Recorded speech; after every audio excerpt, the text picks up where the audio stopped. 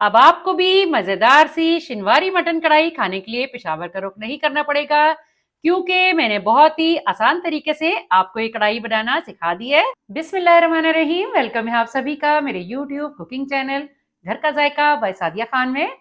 बहुत लंबे गैप के बाद आज से फिर मैं हाजिर हूँ आपकी खिदमत में, कुकिंग एक्सपर्ट सादिया खान। और आज मैं आपके लिए लेकर आई हूँ शिनवारी मटन कढ़ाई की रेसिपी। ये शिनवारी मटन कढ़ाई मैं कैसे तैयार करूंगी, अगर आप ये जानना चाहते हैं तो आपको रहना पड़ेगा मेरे साथ वीडियो के एंड तक।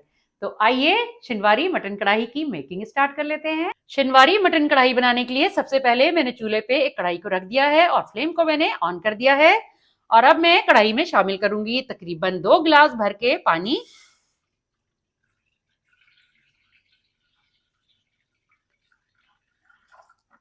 दो गिलास पानी कढ़ाई में मैंने डाल दिए हैं। अब मैं शामिल करूंगी, मेरे पास है एक एक चाय का चम्मच भर के पिसा हुआ लहसुन और पिसा हुआ अदरक।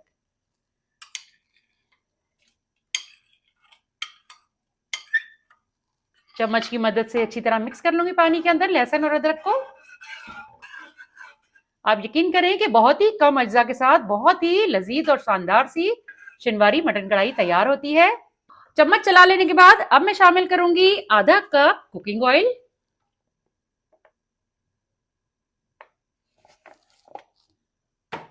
और कुकिंग ऑयल शामिल कर लेने के बाद अब मैं शामिल करूंगी, मेरे पास है 1.5 किलो के करीब ये मैंने मटन लिया है, रान का पार्ट। आप चाहें तो अपनी पसंद के किसी भी पार्ट से ये शिनवारी मटन कढ़ाई तैयार कर सकते हैं। मटन शामिल कर लेने के बाद अब मैं चम्मच चला लूंगी बहुत अच्छी तरह से और एक उबाल आने का इंतजार करूंगी। अब आप देख सकते हैं कि मटन में उबाल आने शुरू हो चुके हैं, लेकिन अभी हम इसे ढकेंगे नहीं, क्योंकि आप देख सकते हैं कि किनारों पे एक झाग आना शुरू हो चुका है। ये झाग हमारी सेहत के लिए अनहेल्दी है, तो इसलिए इस झाग को मैं जितना मुमकिन हो सकेगा ऊपर ऊपर से उतार लूंगी।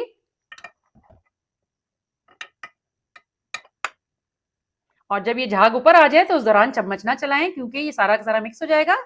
और ये मैंने आपको पहले बताया कि ये सेहत के लिए अच्छा नहीं होता, इसे पहले ऊपर ऊपर से निकाल लिया करें। अब मैंने जितना मुमकिन हो सकता था सारा झाग प्लेट में निकाल लिया है। एक बार अच्छी तरह से मैं मटन में फिर से चम्मच चला लूंगी और अब मैं ढक्कन ढक के बहुत ही धीमी आंच पर रख दूंगी तकरीबन आधे घंटे के लिए। आधे घंटे में मटन कुछ हद तक गल जाएगा, तो मिलते हैं आपसे आधे घंटे के बाद। शिनवारी मटन कढ़ाई को दम पे रखे आधे घंटे का टाइम कंप्लीट हो चुका है, तो आइए देख लेते हैं। बिस्मिल्लाहिर्रहमानिर्रहीम। अब आप देख सकते हैं कि पानी मैंने जो 2 गिलास डाला था, बमुश्किल आधा गिलास पानी इसमें रह गया है। इतना ही पानी हमें जरूरत भी है, क्योंकि मैंने अभी इसमें 2 से 3 चीजें और शामिल करनी है, जो कि इस तरह से हैं। आधा खाने का चम्मच है नमक और 1 खाने का चम्मच भर के मैंने कुटी काली मिर्च ली है, ये मैं शामिल कर दूंगी। और साथ ही मैंने ले ली हैं 4 से 5 अदद हरी मिर्चें, क्योंकि इसमें लाल मिर्चों का इस्तेमाल मैं नहीं कर रही, तो हरी और काली मिर्च जाएगी इसमें। और अब मैं चम्मच चला लूंगी और जितना भी पानी है गोश्त के अंदर इसे मैं सुखा लूंगी तेज आंच पर। और याद रहे कि इसमें काली मिर्च के पाउडर का इस्तेमाल नहीं करना, बल्कि कुटी काली मिर्च का इस्तेमाल करना है। जितनी देर गोश्त का पानी खुश्क हो रहा है, मैं आपको बताती चलूं कि मैंने लिए हैं 1.5 किलो के करीब टमाटर, जिनका मैंने छिलका उतार लिया था। और छिलका उतार लेने के बाद मैंने इन्हें चॉपर मशीन में फाइन चॉप कर लिया है। आप चाहें तो छिलका उतार लेने के बाद 2-2 पीसेस करके उस तरीके से भी डाल सकते हैं, लेकिन मैंने इन्हें चॉप किया है ताकि हमारा काम झटपट से हो जाए। अब आप देख सकते हैं कि पानी खुश्क होना शुरू हो चुका है, ऑयल ऊपर आना शुरू हो चुका है। अब इस पॉइंट पर मैं शामिल कर दूंगी चॉप किए हुए टमाटर। 1.5 किलो मैंने गोश्त लिया है, तो 1.5 ही किलो में इसमें टमाटरों का यूज कर रही हूं।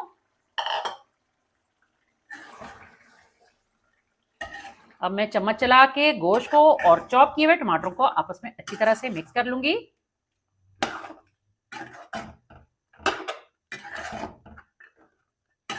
बहुत ही कम से मसालों के साथ ये शिनवारी मटन कढ़ाई जब तैयार होगी, तो आप यकीन करें कि आप भी उंगलियां चाटने पर मजबूर हो जाएंगे।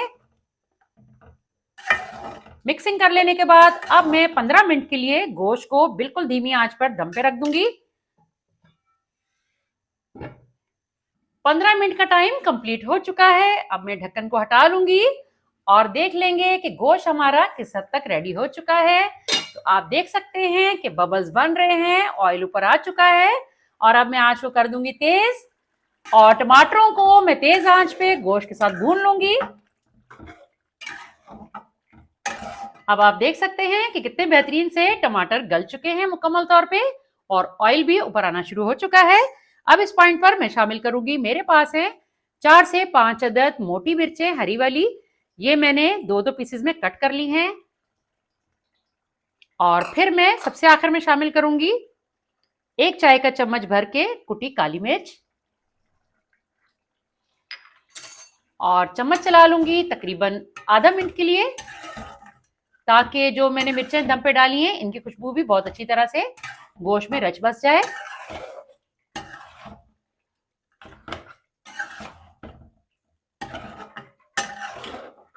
शिनवारी मटन कढ़ाई फुल डन हो चुकी है। अब मैं आपको इसे एक सर्विंग प्लेट में निकाल के भी दिखाऊंगी ताकि आप इसका फाइनल लुक देख सकें। बिस्मिल्लाहिर्रहमानिर्रहीम।